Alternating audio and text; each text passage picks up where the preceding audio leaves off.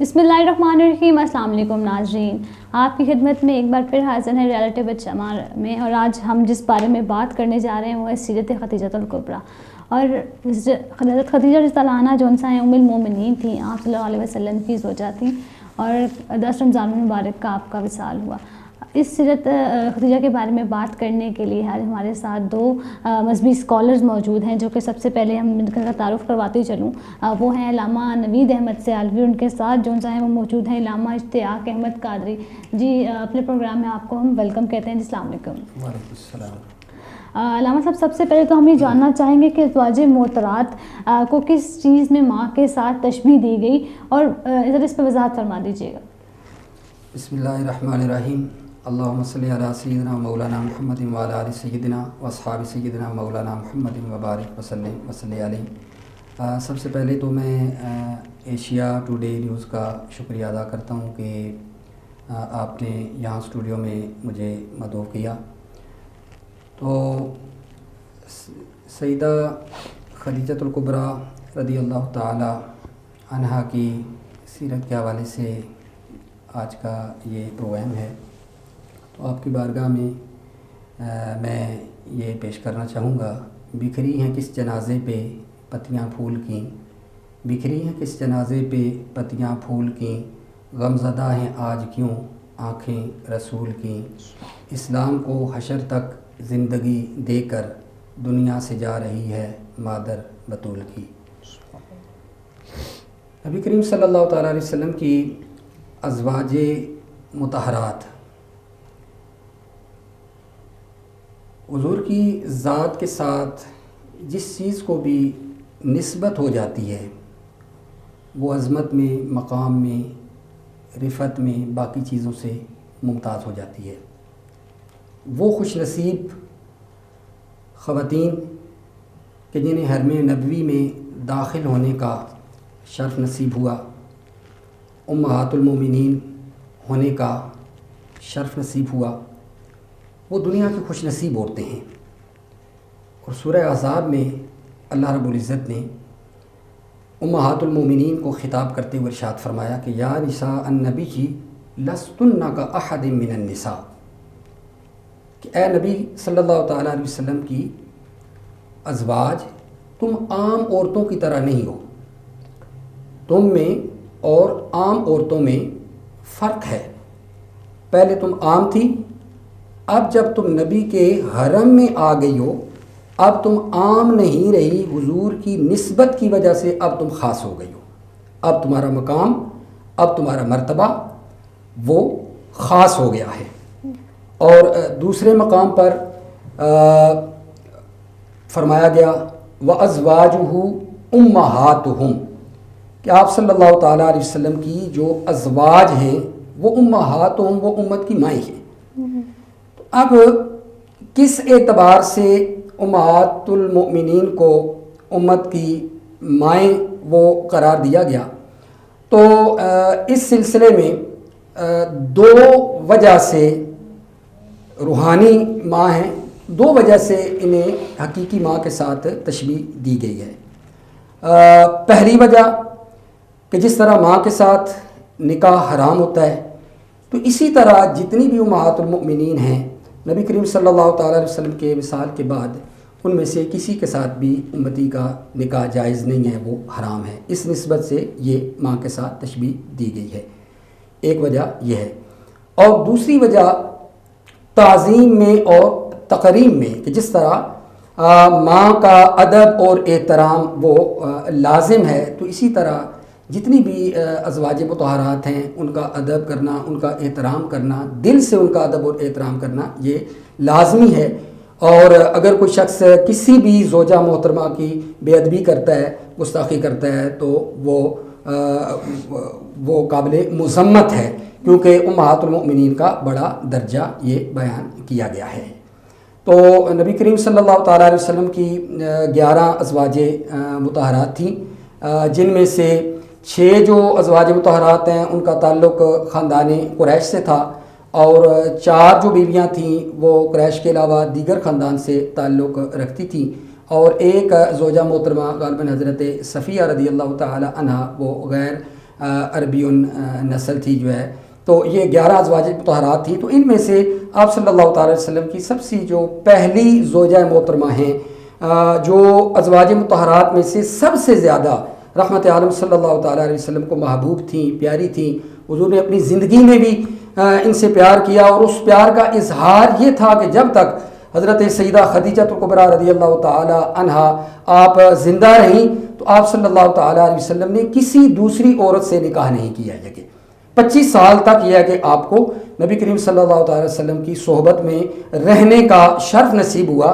تو جب تک آپ زندہ رہیں آپ صلی اللہ تعالی علیہ وسلم نے کسی دوسری زوجہ محترمہ کے ساتھ آپ نے نکاح نہیں کیا. آپ کے وصال کے بعد دیگر عورتوں سے آپ صلی اللہ تعالی علیہ وسلم نے نکاح کیا ہے. علامہ صاحب آپ بتائیے گا کہ وہ کون سی چیز تھی جس کی وجہ سے سیدہ خدیجہ کبریٰ سے نکاح آپ صلی اللہ علیہ وسلم سے نکاح کرنے میں رغبت ظاہر کی؟ بسم اللہ الرحمن الرحیم. سب سے پہلے میں اس پاکیزہ پروگرام کے انعقاد پر آپ کو خراج عقیدت پیش کرتا ہوں اور دعا گو ہوں اللہ عز و جل اس پاکیزہ پروگرام کی برکتوں سے ہم سب کو نور ایمان نصیب فرمائے. سیدہ ام المومنین حضرت سیدہ خدیجہ کبریٰ رضی اللہ تعالی عنہا یہ وہ خاتون ہیں کہ جن کو بہت سارے اعزازات ملے ہیں. یہ خاتون اول کہا جاتا ہے انہیں کہ انہوں نے سب سے پہلے اس دور میں مکہ کے اندر جب سارے حضور علیہ السلام کے مخالف تھے، آپ کے اپنے آپ کے برائے سب حضور کی مخالفت کر رہے تھے اور حضور کو محروم کیا ہوا تھا، تو سیدہ خدیجہ کبریٰ رضی اللہ تعالی عنہا نے اس وقت حضور علیہ السلام کے ساتھ محبت کا جو درس ہمیں دیا یقیناً اسے ہم فراموش نہیں کر سکتے. اور یہ خاتون اول آج کی ماؤں بہنوں بیٹیوں کو بھی درس دیتی ہیں کہ حضور سے محبت کس قدر ہونی چاہیے. سب سے پہلی جو بات تھی سیدہ خدیجہ کو متاثر کرنے والی حضور کی ذات سے، چونکہ حضور مکہ شریف میں اعلان نبوت سے قبل بھی 2 باتوں میں مشہور تھے، آپ صادق بھی تھے اور آمین بھی تھے. کوئی شخص بھی یہ بات تسلیم نہیں کرتا کہ محمد صلی اللہ علیہ وسلم کی زبان سے نعوذ باللہ یعوذ باللہ جھوٹ نکل سکتا ہے یا آپ کسی امانت میں خیانت کر سکتے ہیں. بالکل یہ محال تھا. اور سیدہ خدیجہ کبریٰ چونکہ از خود ایک تاجرہ تھی اور مکہ میں مشہور تھا، آپ ایک ایماندار نیک خاتون تھی اور آپ کی تجارت کا سلسلہ بہت وسیع تھا، یعنی کہ شام تک آپ کے تجارت کے معاملات چلتے رہتے اور مکہ کے اندر آپ کا ایک نام تھا. تو آپ نے حضور علیہ السلام کو کسی کے ذریعے دعوت بھیجی کہ آپ ایسا کریں کہ میری تجارت کے معاملات میں آپ کے سپرد کرتی ہوں اور آپ یہ سامان تجارت لے کر جائیں.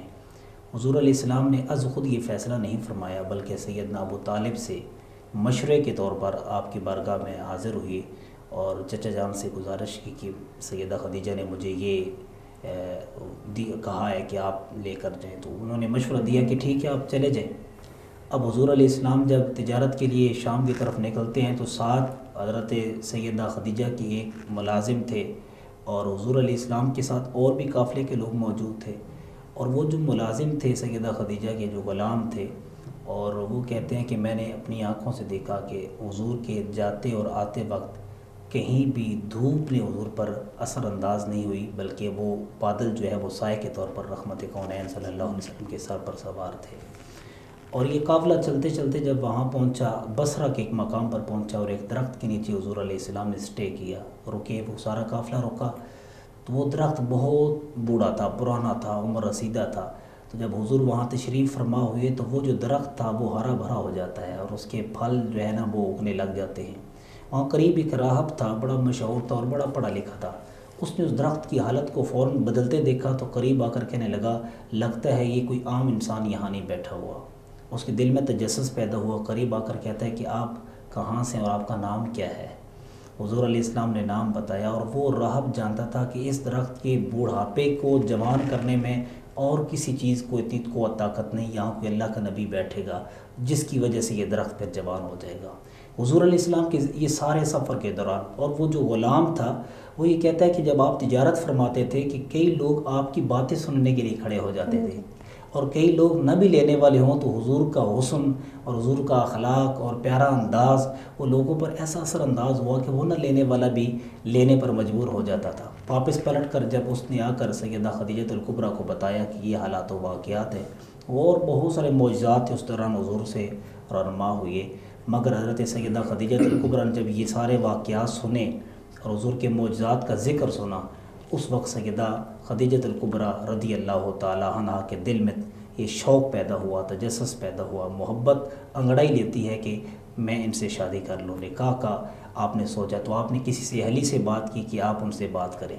وہ جب جاتی ہے رسول پاک سے بات کرتی ہیں تو حضور نے فرمایا میں اپنے چچا سے مشورہ کروں گا، اور سیدنا ابو طالب سے مشورہ کرنے کے بعد حضور نے نکاح کے متعلق جو ہے نا وہ اجازت دے دی کہ ٹھیک ہے ہم نکاح کریں گے۔ اور اس دوران یہ بات بڑی زبردست ہے کہ حضرت سیدہ خدیجہ الکبریٰ رضی اللہ تعالیٰ عنہا کس قدر متاثر رہی حضور کے کردار سے، اور اس کردار میں 3 چیزیں بڑی اہمیت کی حامل تھی۔ ایک آپ امانت دار تھے، اور ایک آپ صادق تھے، اور تیسرا تجارت میں کسی صورت میں بھی دھوکہ، چونکہ ہمارے ہاں چونکہ تجارت نام ہی دھوکے کا ہو چکا ہے، حالانکہ رحمت کونین صلی اللہ علیہ وسلم نے فرمایا اچھا تاجر قیامت کے دن انبیاء کے ساتھ ہوگا، مگر یہ ہے کہ یہاں پر تجارت بالکل الٹ ہو چکی ہے، تجارت دھوکے کا نام بن چکا ہے، جھوٹ کا نام ہو چکا ہے، فریب کا نام ہو چکا ہے۔ وہ کہتے ہیں تاجر کہ جھوٹ نہ بولے تو ہماری چیز نہیں بکتی، وہ چیز کہتے ہیں کہ جو میں آپ کو دے رہا ہوں یہ بازار میں سے کسی دکان سے آپ کو نہیں ملے گی، حالانکہ اس ممکن ہے بازار میں کئی دکانوں پہ اس سے اچھی چیز موجود ہو، نہیں پھر یہ کہتے ہیں کہ جو چیز جس قیمت میں میں دے رہا ہوں اس قیمت میں بھی آپ کو بازار میں کوئی چیز نہیں ملے گی۔ حضور علیہ السلام کا یہ انداز تجارت اتنا دلچسپ تھا اور اتنا دل نواز تھا کہ سیدہ خاتون حضرت سیدہ خدیجہ الکبریٰ رضی اللہ تعالیٰ عنہ سے متاثر ہو کر آپ سے نکاح کی ڈیمانڈ کرتی ہیں۔ پتہ یہ چلا آپ کا اخلاق اچھا ہو، آپ کا انداز اچھا ہو، آپ امانت دار بن جائیں، آپ صادق بن جائیں، آپ سچے ہو جائیں، آپ خود درست ہو جائیں تو یقیناً معاشرہ آپ کے ساتھ چلنے کے لیے تیار ہو جاتا ہے۔ مگر ہم کہتے ہیں کہ سارا معاشرہ درست ہو جائے، میں جیسا ہوں ویسا ہی رہوں، ایسا نہیں ہو سکتا۔ حضور کے کردار سے ہمیں یہی ملتا ہے، اور سیدہ بھی اسی وجہ سے آپ سے متاثر ہوئی ہیں۔ بقیہ انشاءاللہ آگے بات کریں گے سیدہ کے متعلق۔ اللہ پاک حضرت سیدہ کے نقش قدم پر چلنے کی توفیق عطا آمین آمین۔ علامہ صاحب آپ بتائیے کہ حضور صلی اللہ علیہ وسلم کو اپنی ازواج محترمات میں خدیجہ رضی اللہ عنہا سے اتنی زیادہ محبت کیوں تھی؟ جی نبی کریم صلی اللہ تعالیٰ علیہ وسلم کو اپنی ازواج مطہرات میں سے سیدہ خدیجہ الکبریٰ رضی اللہ تعالیٰ عنہ کے ساتھ بہت زیادہ محبت تھی۔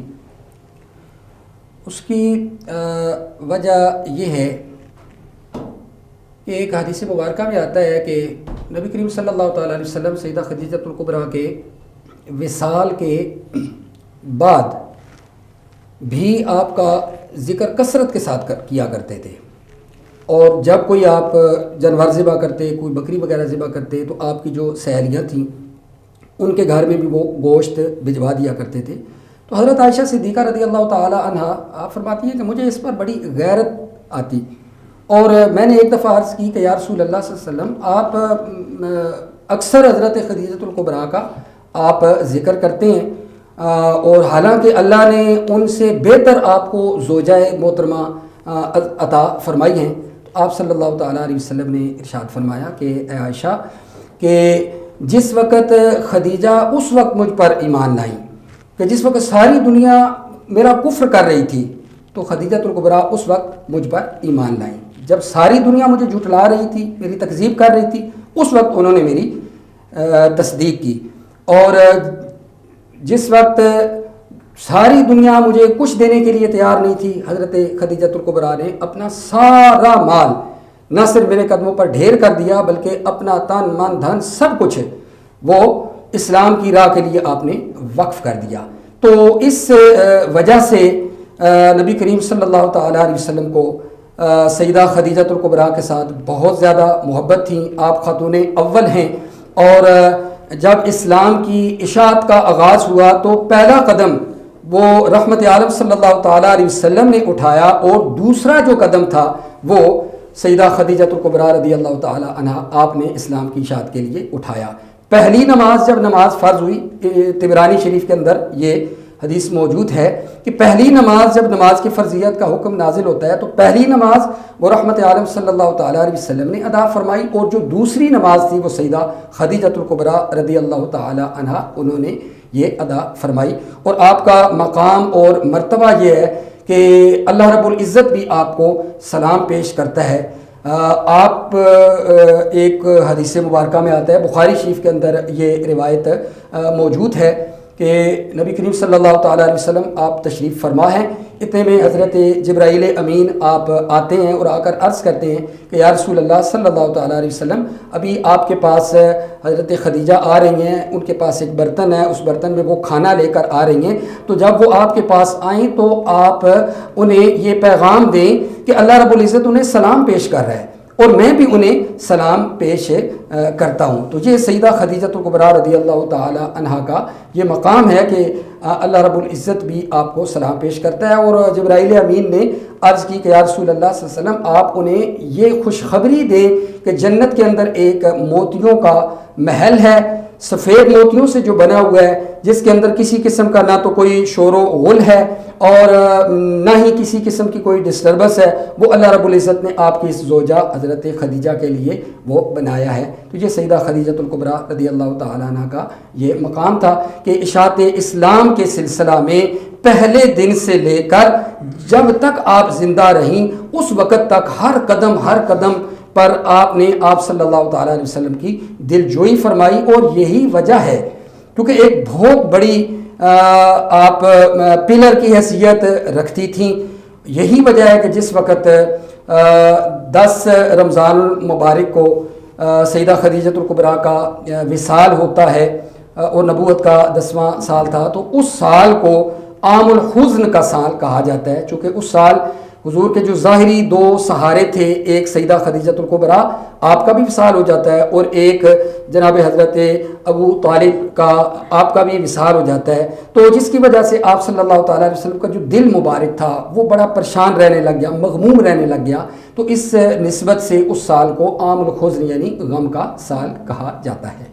صحیح. علامہ صاحب آپ بتائیے کہ حضرت خدیجہ بطور جو ان سے امت کی ماں ہیں, تو سیرت و کردار کے حوالے سے امت کو کیا کرنا چاہیے؟ 2 باتیں بڑی قیمتی ہیں. سیدہ خدیجۃ الکبریٰ رضی اللہ تعالیٰ عنہ خاتون اول ہونے کے ساتھ آپ وہ خاتون تھی کہ انفاق فی سبیل اللہ میں جو جذبہ آپ کے اندر موجود تھا اس دور میں سے لے کر آج تک کسی خاتون میں وہ جذبہ انفاق فی سبیل اللہ نہیں ہے. نکاح کے بعد آپ کے پاس جتنا بھی مال تجارت تھا, جتنے بھی آپ کی آمدنی تھی, جتنے بھی آپ کے ذرائع تھے, سلسلے تھے, سارے نبی اکرم صلی اللہ علیہ وسلم کو پیش کر دیے اور حضور کے قدموں پر قربان کر دیے. اور دوسرے وہ مرد تھے جو سب سے پہلے اسلام قبول کرنے والے ہیں, سیدنا صدیق اکبر رضی اللہ تعالیٰ عنہ. ہر دونوں شخصیات نے اپنا سب کچھ بارگاہ رسالت میں پیش کر دیا اور یہ امت کو درس تھا. اگر آپ نبی سے محبت کرتے ہیں تو پھر نبی کے نام پر صرف یہ کہنا کہ میں جان بھی قربان ہے, مگر جب مشکل مراحل آئیں تو چند روپے بھی خرچ نہ کر پائے تو یہ مشکل ہے. پھر تو حضرت سیدہ خدیجۃ الکبریٰ رضی اللہ تعالیٰ عنہ انفاق فی سبیل اللہ میں خاتون اول تھی. اور اس کے بعد سیدہ خدیجۃ الکبریٰ رضی اللہ تعالیٰ عنہ کا جو ایک بیوی کا رول تھا وہ بڑا اہمیت کا عامل ہے, چونکہ آج کل بالکل اس سے مختلف ہے. بیویاں اپنے شوہر کے لیے کتنی قربانیاں دیتی ہیں. جیسے قبلہ فرما رہے تھے کہ آپ باقاعدہ طور پر حضور غار میں تشریف فرما ہوتے تو سیدہ پاک کھانا لے کر جاتی, اور غار میں سفر بھی کوئی آسان نہیں ہے. آج کل تو رستے بن گئے نا, اس وقت یہ رستہ بھی نہیں تھا, اور کس طرح وہ سیدہ باقاعدہ کھانے کا اہتمام کرتی اور حضور علیہ السلام کا کس قدر خیال کرتے تھے. جب آپ اتنا خیال کرتی تھے, دوسری جانب نبی اکرم صلی اللہ علیہ وسلم چونکہ شوہر تھی, آپ نے شوہر ہونے کا بھی حق ادا کیا. وہ بات مجھے نہیں بھولتی کہ سیدہ کی زندگی کے آخری مراحل تھے, آپ اپنے بستر پر تھے تو آپ نے سیدہ فاطمہ سے کہا کہ ابو جان سے چادر لے کے آؤ, کالی کملی لے کر آؤ. تو سیدہ خاتون جنت فاطمہ تو ذرا چھوٹی تھی, اور وہ جب حضور کی بارگاہ میں جاتی ہیں ابو جان سے عرض کرتی ہیں حضور چادر امی مانگ رہی ہیں. تو حضور رحمت عالم صلی اللہ علیہ وسلم نے چادر نہیں دی, سیدہ کو اٹھا کر خود حضرت سیدہ خدیجہ کی بارگاہ میں آ گئے, وہاں تشریف لائے. فرمایا خدیجہ کیا مانگ رہی ہو؟ کہا حضور چادر مانگ رہی ہوں. کہا کیا کرو گی؟ کہا بطور کفن اپنے جسم پر لپیٹ لوں گی تاکہ بخشش کا ذریعہ بن جائے. یہ ان کا اپنے شوہر پر یقینی ایمان تھا. بیوی جو ہے آدھا ایمان ہوتا ہے شوہر کا. پھر حضور رحمت عالم نے کیا فرمایا, خدیجہ تم نے مجھ سے چادر مانگی ہے, خدا کی قسم یہ چادر کیا چیز ہے, اگر تم مجھ سے جسم کی جلد مانگتی تو میں محمد وہ بھی اتار کر دے دیتا. یہ فکر تھی, یہ محبت تھی, اور یہ دونوں رشتے زندگی میں ہمیں مل رہے ہیں کہ حضور علیہ السلام ایک بطور شوہر ہم نے زندگی کیسے گزارنی ہے, اور سیدہ خدیجۃ الکبریٰ ایک بطور ماں اور بیوی انہوں نے زندگی کیسے گزاری اور ہم نے کیسے گزارنی ہے. آج بھی شوہر اور بیوی کے درمیان ایک محبت دوبارے سے پھر بحال ہو سکتی ہے, مگر اس صورت میں کہ وہ اسلام کی ان نمایاں شخصیات کو پیش نظر رکھیں. اور آخری بات, حضور علیہ السلام کا یہ معمول تھا, بالخصوص حضرت سیدہ عائشہ صدیقہ چونکہ وہ کم عمر تھی حضور کے نکاح میں آئی، تو وہ اس بات پر وہ تنگ پڑتی تھی کہ حضور زیادہ سے زیادہ ذکر کرتے سیدہ خدیجہ کا، اور وہ یہ کہتی تھی کہ آپ بوڑھی خاتون کا ذکر ہر وقت کرتے رہتے ہیں، تو میں جوان ہوں، اس سے بہتر ہوں. تو آپ فرماتے یہ نہیں ہو سکتا کہ تم اس سے بہتر ہو، وہ تو اس دور میں مجھے قبول کر رہی تھی جب سب مجھے ریجیکٹ کر رہے تھے، اور اس دور میں انہوں نے سب کچھ مجھے دے دیا تھا جب سب مجھے محروم کر رہے تھے، میں کیسے ان کو بھول جاؤں. اور حضور علیہ السلام جب سیدہ فاطمہ الزہرا کی رخصتی کا وقت آیا تو حضرت ام سلمہ کہتے ہیں کہ میں نے خود، میرے منہ سے یہ بات نکلی، کاش آج خدیجہ ہوتی اور اپنی بیٹی کو خود رخصت کرتی. یہ بات سننے کے بعد حضور کی آنکھیں چھم چھم برسنے لگی. رحمت کونین صلی اللہ علیہ وسلم نے فرمایا عائشہ تم نے درست کہا، آج خدیجہ ہوتی تو اپنی بیٹی کو خود رخصت کرتی تو اس کو کیا کیفیت محسوس ہوتی. مگر یہ ہے کہ یہ کردار ہمیں اپنی ماؤں بہنوں بیٹیوں کو ان کے ہاتھوں سے ناول، کہانیاں، ڈائجسٹ، یہ فلمیں، سی ڈی سب نکال کر سیدہ خدیجہ الکبریٰ رضی اللہ تعالی عنہا کا سیرت کا کردار ہمارے ہاتھوں میں ہونا چاہیے. جنت کی وہ 5 خاتون عورتیں ہیں جن کو افضلیت مقام ملا ہے، ان میں سب سے پہلے سیدہ خدیجہ الکبریٰ ہیں، پھر سیدہ فاطمہ الزہرا ہیں، پھر حضرت سیدہ مریم ہے جو عیسیٰ علیہ السلام کی والدہ ہیں، پھر فرعون کی بیوی حضرت سیدہ آسیہ ہیں. یہ 5 وہ جنت کی عورتیں ہیں جن کو عزت اور شرف ملا ہے. ان عورتوں کو اگر ہم اپنے ماؤں بہنوں بیٹیوں کے جو گھروں میں ان کا کردار ہم پیش کر دیں تو یقیناً ایک نسل اچھی تشکیل نو ہو سکتی ہے. اسی سے ایک بات آتی ہے کہ دیکھیں وہ as a motivational business woman بھی رہی، ٹھیک ہے، تو اس کے جو سے ہم پروفیشنل لیڈیز کے لیے بھی ایک لیسن ہے. تو اس پہ کیا کہیں گے کہ ان کی جیسے انہوں نے ٹریڈ چلایا، پھر ایز اے لیڈر بھی جو سا ایز اے موٹیویشنل بھی رہی، تو ہمیں اپنی زندگیوں کے اندر جو سا انہیں کس طرح سے جو سا ہے ایز اے موٹیویشنل لیڈر لینا چاہیے، ذرا اس پہ بتائیے. ان کے اندر قائدانہ صلاحیت تھی، اور وہ ایک بہت بڑی، اور سب سے جو خاص بات تھی وہ پاکیزہ خاتون تھی، پاک باز خاتون تھی، نیک خاتون تھی سیدہ خدیجہ الکبریٰ. اگر انسان کے اندر تقویٰ نور موجود ہے اور اس کو پتہ ہے کہ میں نے اللہ کی بارگاہ میں حساب دینا ہے، اور تقویٰ ایک ایسی نعمت ہے کہ اگر انسان میں موجود ہے تو وہ تو پھر اگر کوئی کام کرے گا تو ظاہر ہے اس کے دل میں یہ خدا خوفی ہوگی، تو وہ کبھی بھی جھوٹ نہیں بولے گا، دھوکہ نہیں دے گا. تو سیدہ خدیجہ الکبریٰ عورت ہو کر یعنی ایک لیڈر کی حیثیت رکھتی تھی، اور مکہ شریف کے اندر جب بھی کسی تاجر کا نام لیا جاتا یہ ہو ہی نہیں سکتا تھا کہ سیدہ کا نام وہاں پر سے پشت ہو، یعنی کہ آپ امانت دار تاجروں میں شمار کی جاتی تھی. صحیح. نام صاحب آپ بتایا کہ پہلی وحی کے نزول کے بعد حضرت خدیجہ الکبریٰ نے کن الفاظ کے ساتھ آپ صلی اللہ علیہ وسلم کو تسلی دی؟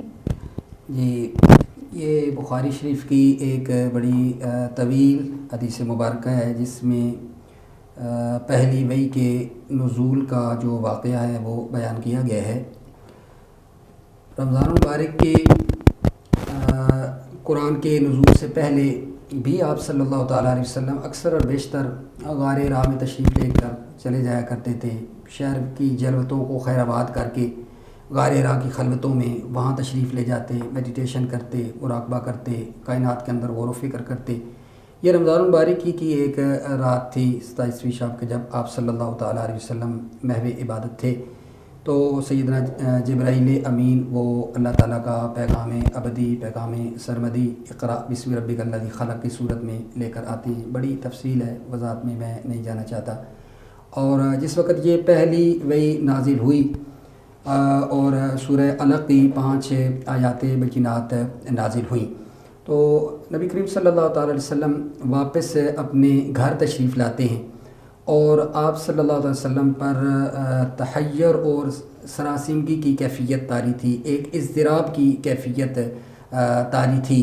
تو آپ نے گھر آ کر سیدہ خدیجہ الکبریٰ کو ارشاد فرمایا، زملونی زملونی، اے خدیجہ مجھے چادر اڑا دو، مجھے چادر اڑا دو. فزملوہ، انہوں نے آپ کو چادر اڑائی. پھر جب وہ جو کیفیت تھی اور ایک فطرتی امر تھا اس کیفیت کا طاری ہونا، جب وہ کیفیت ختم ہوئی تو آپ صلی اللہ تعالیٰ علیہ وسلم نے سارا واقعہ بیان کیا، غار کے اندر جبرائیل امین کے آنے کا اور سارے معاملات آپ نے بیان کیے. تو سیدہ خدیجہ الکبریٰ رضی اللہ تعالیٰ عنہ نے رحمت عالم صلی اللہ تعالیٰ علیہ وسلم کو تسلی دیتے ہوئے آپ نے ارشاد فرمایا، کلا واللہ ما یخزیک اللہ ابدا انک لتصل الرحم وتحمل الکلا وتکسب المعدوم وتقری الضیف وتعین علی نوائب الحق. یہ کلمات تھے کہ جن میں سیدہ خدیجہ الکبریٰ نے حضور رحمت عالم صلی اللہ تعالیٰ علیہ وسلم کے شمائل، آپ کے خصائل، آپ کی صفات حمیدہ جو ہیں ان میں سے 5 صفات عالی صفتوں کا ذکر کیا اور حضور کو تسلی دی. فرمایا کلا واللہ ما یخزیک اللہ ابدا، اللہ کی قسم ہرگز اللہ رب العزت آپ کو پریشان نہیں کرے گا، آپ کو مغموم نہیں کرے گا، آپ کو پریشان نہیں کرے گا. کیوں؟ انک لتصل الرحمہ، اس لیے کہ آپ کی شان یہ ہے کہ آپ صلہ رحمی فرماتے ہیں، رشتہ داروں کے ساتھ آپ اچھا سلوک کرتے ہیں، آپ کی یہ خوبی ہے. وتحمل الکلہ، اور دوسرے لوگوں کا بوجھ اٹھاتے ہیں، جس کا اس دنیا کے اندر کوئی بوجھ اٹھانے والا نہیں ہوتا، آپ اس کا بوجھ اٹھاتے ہیں. وتکسب المعدومہ، اور اپنی کمائی سے غریبوں ناداروں کی آپ مدد فرماتے ہیں. وتقری الضیفہ، اور آپ مہمان نواز ہیں، مہمان نوازی کرتے ہیں.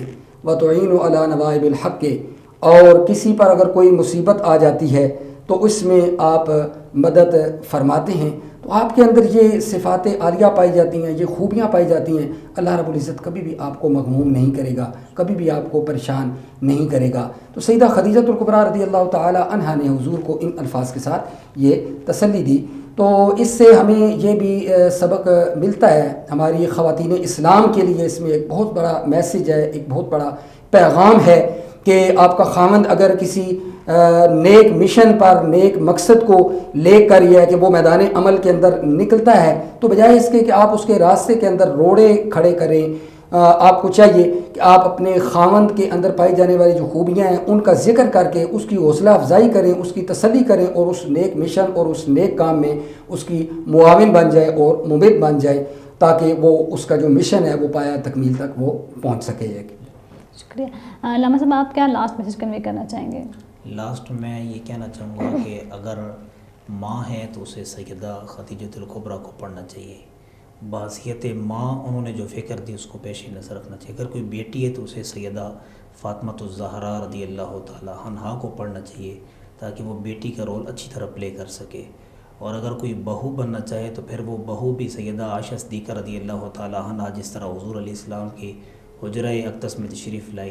تو یہ سارے کردار ہمارے سامنے موجود ہیں. ہم آئیڈیل دنیا کی اور ذوات کو بناتے ہیں، یہ پاکان امت ہیں، یہ وہ نفوس قدسیہ ہیں جو ہمارے لیے بہت بڑا آئیڈیل ہیں. اس سے ہٹ کر اب دنیا میں کوئی ایسا آئیڈیل نہیں کہ جس کے کردار سے دنیا اور آخرت دونوں بدل جائیں. وہ صرف یہی پاکان امت ہیں. سیدہ خدیجہ الکبریٰ رضی اللہ تعالی عنہ کا کردار، آپ کی شخصیت اور آپ کا جو حضور علیہ السلام سے محبت کا رشتہ ہے، یہ ہمارے لیے بہت اہمیت کا حامل ہے. آج بھی ہم یہ کہتے ہیں کہ سکولز کے اندر، کالجز کے اندر، ہماری تعلیم گاہوں میں باقاعدہ طور پر سیدہ کے متعلق ہماری بچیوں کو اس تعلیم کے متعلق آگاہ کیا جائے تاکہ وہ بچیاں آنے والے وقت میں اچھے بچے ہمیں دیں، آنے والی وقت میں اچھی نسلیں دیں. سیدہ فاطمۃ الزہرا جیسی بیٹی اگر ہمیں کسی نے دی ہے تو سیدہ خدیجہ نے دی ہے، اور پھر امام حسین جیسا بیٹا اگر کسی نے دیا ہے تو فاطمہ نے دیا ہے. وہ ماں ہوگی تو بیٹے ایسے ہوں گے. اگر ماں خود پاکیزہ کردار نہیں تو کیسے ہو سکتا ہے کہ بچے پاکیزہ کردار ہوں؟ یہ دعوت فکر ہے. بالکل. شکریہ آپ دونوں کا بہت بہت کہ آپ نے ہمیں سیرت خدیجہ کے بارے میں بہت ساری ڈیٹیل کے ساتھ ڈسکس کیا. بہت بہت شکریہ آپ کا. جی ناظرین، آپ نے دیکھا کہ حضرت خدیجہ رضی اللہ عنہا جو انسا ہے ہمارے لیے رول ماڈل تھیں، ایز اے لیڈر ہیں. ہمیں اپنی زندگیوں کے اندر جو انسا ہے ان کو، ان کے کردار کو، ان کی سیرت کو اپنانا چاہیے تاکہ ہماری زندگیوں میں آسانی پیدا ہو سکے. مجھے دیجیے گا اجازت اگلے پروگرام تک کے لیے. اللہ حافظ.